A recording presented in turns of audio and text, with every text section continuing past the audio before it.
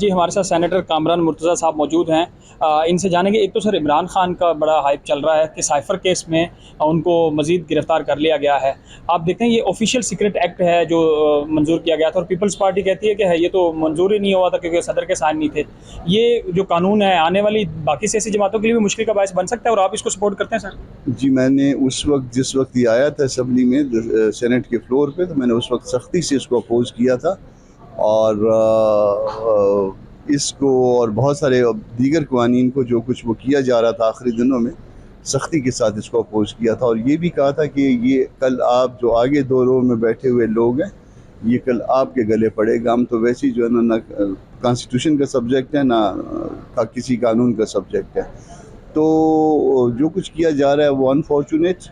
इमरान खान से इख्तिलाफ अपनी जगह पे, मगर दस्तूर पे, कानून पे उसकी ट्रू स्पिरिट में अमल होना चाहिए। लेकिन सर फिर ये कवानीन कहाँ से मंजूर हुए?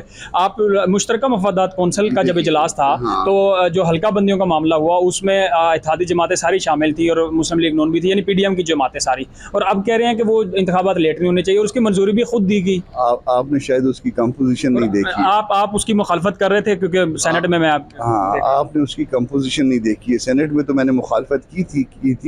आपने उसमें कंपोजिशन नहीं देखी है। उसमें एक प्राइम मिनिस्टर, उसके मेंबर हैं, 4 वज़रा आला और 3 लोग और नॉमिनेटेड हैं। 4 वज़रा आला के नाम भी आपको पता है, शहबाज शरीफ साहब का नाम भी पता है। 3 मेंबर्स और जो है ना 2 पंजाब से थे, जिसमें एक एहसन इकबाल थे, एक ख्वाजा साद रफ़ीक थे, और पीपल्स पार्टी के नवीद कमर थे। ये उसकी कंपोजिशन थी, सारी जमातें नहीं थी उसमें। तो सर लेकिन जिन लोगों ने आज आप लोगों ने एतराज़ उठाया, लेकिन फिर भी वो चीज़ आप पीडीएम अगर आप देखें तो आपकी जमात के सरबराह थे मौलाना फजल रहमान साहब, लेकिन क्या फिर इत्तेफाक क्यों नहीं हो सका उस चीज़ पे कि इंतखाबात लेट नहीं होनी चाहिए? हल्का बंदियाँ तो हुकूमत सर अपनी 16 माह की जो हुकूमत थी उसमें भी कराई जा सकती थी अगर चाहती तो। देखिए, वो लेट किया गया, हमारी आबादी 70 लाख कम कर दी गई, बहुत सारा कुछ किया गया। उसकी पिटीशन मैंने फ़ाइल की हुई है, हाई कोर्ट में फ़ाइल की, बलूचिस्तान हाई कोर्ट में, उन्होंने डिसमिस की। एक आध दिन में सुप्रीम कोर्ट आ जाएगी वो पिटीशन, और यहाँ पे फ़ाइल कर रहे हैं।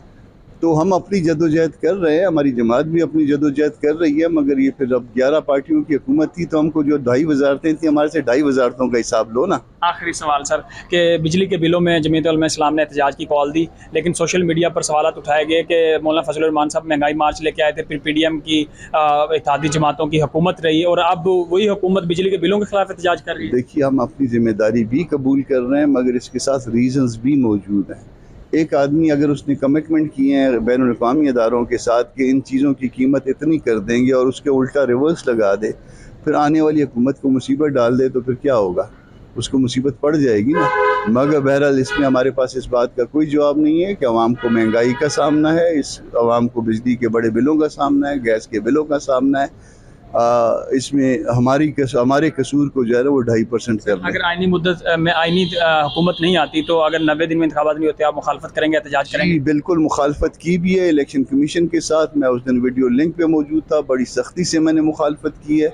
कोयटा से मैं मौजूद था, JUI के वफद में मैं मौजूद था, बड़ी सख्ती से मुखालफत की है। अगर उन 90 दिन के बाद 91वां दिन भी हो गया, तो हम इसमें रोड पे होंगे।